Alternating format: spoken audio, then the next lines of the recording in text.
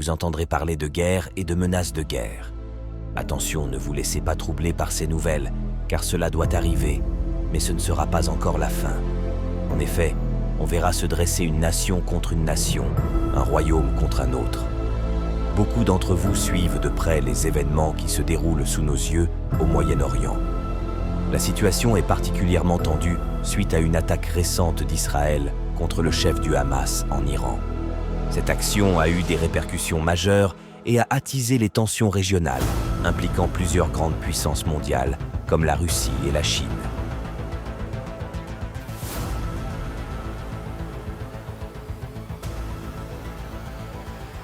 Aujourd'hui, nous allons examiner ces événements à la lumière des prophéties bibliques. Mais avant de commencer, mes bien-aimés, pour nous permettre de produire plus de contenu de qualité, nous avons besoin de votre soutien. Likez, abonnez-vous et n'oubliez pas d'activer la cloche de notification. Je vous souhaite un excellent visionnage. Récemment, on a rapporté qu'Israël avait mené une opération ciblée à Téhéran en Iran, tuant le chef du Hamas, Ismail Haniyeh. Cette attaque a été réalisée à l'aide d'une bombe cachée depuis 2 mois dans la résidence où séjournait Haniyeh, un complexe protégé par les gardiens de la Révolution. Voyez-vous, cet événement a surpris le monde arabe et a intensifié les tensions, surtout avec l'implication supposée d'Israël. La Russie et la Chine ont résolument soutenu l'Iran dans cette crise, renforçant leur alliance contre l'Occident. À l'issue de cet événement, l'Iran laisserait sous-entendre une réelle riposte avec l'Hezbollah. D'après des estimations, la milice posséderait entre 130 et 150 000 roquettes et missiles. Depuis, l'Iran et ses alliés multiplient les menaces de représailles vis-à-vis de l'État hébreu. Les événements actuels rappellent les prophéties bibliques. Dans le livre de Zacharie, au chapitre 12, verset 3, il est écrit « En ce jour-là, je ferai de Jérusalem une pierre pesante pour tous les peuples. Tous ceux qui la soulèveront seront gravement blessés, et toutes les nations de la terre s'assembleront contre elle. Mes frères et sœurs, le monde est en alerte, l'heure est grave. Aujourd'hui, nous voyons qu'une coalition de nations est en train de s'aligner contre Israël, confirmant ses prophéties. En raison de sa rébellion et de son endurcissement vis-à-vis de Dieu, Israël s'attire la foudre des nations, et bientôt nous verrons même ses alliés se retourner contre elle pour tenter de les exterminer. Mes bien-aimés, depuis la création de l'État d'Israël en 1948, les tensions et les conflits n'ont cessé de se manifester au Moyen-Orient, notamment en Palestine. Je ne vais pas entrer dans les détails de tout cela, mais me concentrer sur les faits actuels. En tant que chrétiens, nous devons véhiculer un message de paix et aucunement prendre parti, évitant ainsi d'alimenter les polémiques. Prions pour les familles des victimes, quel que soit leur camp. En vue de l'attaque d'Israël à Téhéran, il existe un grand risque de guerre mondiale opposant les pays occidentaux, Europe et Amérique, face à l'Iran, la Russie et la Chine et ses alliés. Cette menace de troisième guerre mondiale, selon les prophéties bibliques, pourrait conduire à l'apparition de l'Antéchrist et l'instauration de son gouvernement mondial. Mais bien aimés, il faut surveiller les événements au Moyen-Orient, car la Bible prophétise qu'à un moment où il y aura un chaos sans précédent, à la limite de faire basculer dans un génocide nucléaire. Un homme se lèvera et promettra d'apporter la paix dans le monde. Cette personne réussira, au milieu de tous ces conflits, à instaurer la paix au Moyen-Orient, ce que nombreux ont essayé sans succès jusqu'à présent. Cette personne est décrite dans la Bible comme étant l'Antichrist. Dans le livre de Daniel, chapitre 9, au verset 27, « Il fera une solide alliance avec plusieurs pour une semaine. Et au milieu de la semaine, il fera cesser le sacrifice et l'offrande. » Tout le monde sera en admiration face à ce personnage politique qui aura réussi là où jusqu'à présent tout le monde a échoué, à ramener la paix au Moyen-Orient. Selon les prophéties bibliques, l'Antichrist conclura un traité de paix avec Israël, permettant ainsi la reconstruction du temple de Salomon, le 3e temple, et qui entraînera la reprise des sacrifices. Toutefois, cette période de paix ne durera que 3 ans et demi, l'Antichrist rompra l'alliance, mettant fin au sacrifice et profanera le temple. Cette profanation est mentionnée dans le livre de Daniel, chapitre 9, verset 27.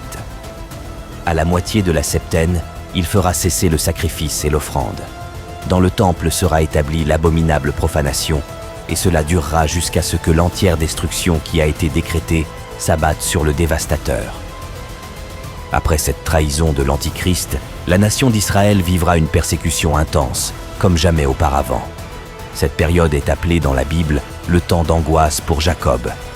Dans la Bible, le prophète Jérémie, dans le chapitre 30, verset 7, déclare « Malheur, car ce jour est grand, il n'y en a point de semblable.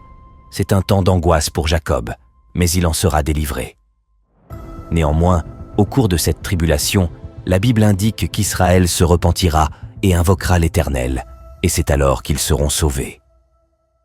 L'apôtre Paul, dans son épître aux Romains, chapitre 11, versets 25 et 26, explique « L'endurcissement d'une partie d'Israël durera jusqu'à ce que l'ensemble des non-juifs soit entré dans le peuple de Dieu, et ainsi tout Israël sera sauvé. » C'est là ce que dit l'Écriture. « De Sion viendra le libérateur, il éloignera de Jacob toute désobéissance. » En tant que chrétien, il est important de comprendre que même si Israël est considéré comme le peuple de Dieu dans les Écritures, cela ne signifie pas que toutes les actions de l'État moderne d'Israël sont agréables à Dieu. Les Écritures elles-mêmes déclarent que, pour le moment, une partie d'Israël est endurcie jusqu'à ce qu'il se repente. Dieu permettra cette période de tribulation pour amener Israël à la repentance. Pour les chrétiens, il est important de savoir que parmi les victimes de ces conflits, il y a aussi nos frères et sœurs chrétiens palestiniens. Ce serait donc incohérent d'approuver les frappes militaires d'Israël envers le peuple palestinien. Dans ce contexte, il est essentiel de rester neutre et de rechercher la paix, comme Jésus nous l'enseigne. Dans l'Évangile selon Matthieu, chapitre 5, verset 9. « Heureux ceux qui procurent la paix, car ils seront appelés fils de Dieu. » En tant que disciples de Jésus, nous devons être des artisans de paix, même au milieu de la souffrance et de la guerre. Mes bien-aimés, voici ma prière pour nous aujourd'hui. Seigneur Tout-Puissant, nous nous tournons vers toi avec des cœurs humbles et pleins de compassion. En ce moment de turbulence et de conflit, nous te prions pour les innocents qui souffrent, pour les victimes de la guerre, en particulier pour les enfants innocents qui se retrouvent pris dans ce tourbillon de violence. Ô Dieu de miséricorde, protège ces âmes innocentes, apaise leur douleur et accorde-leur ta paix. Nous te demandons de tendre ta main protectrice sur nos familles et nos enfants, les gardant en sécurité dans ton amour. Guide-nous, Seigneur, pour que nous restions concentrés sur ta parole et fidèles à tes enseignements de paix et d'amour. Aide-nous à être des artisans de paix dans un monde rempli de haine et de violence. Donne-nous la force de pardonner, de comprendre et d'aimer, même dans les moments les plus sombres. Puisse ta lumière briller sur nous, nous dirigeant sur le chemin de la justice et de la vérité. Que ta sagesse guide nos actions et nos paroles, afin que nous puissions être des témoins fidèles de ta grâce et de ta bienveillance. Nous te demandons tout cela, Seigneur, avec foi et confiance en ton infinie bonté. Amen.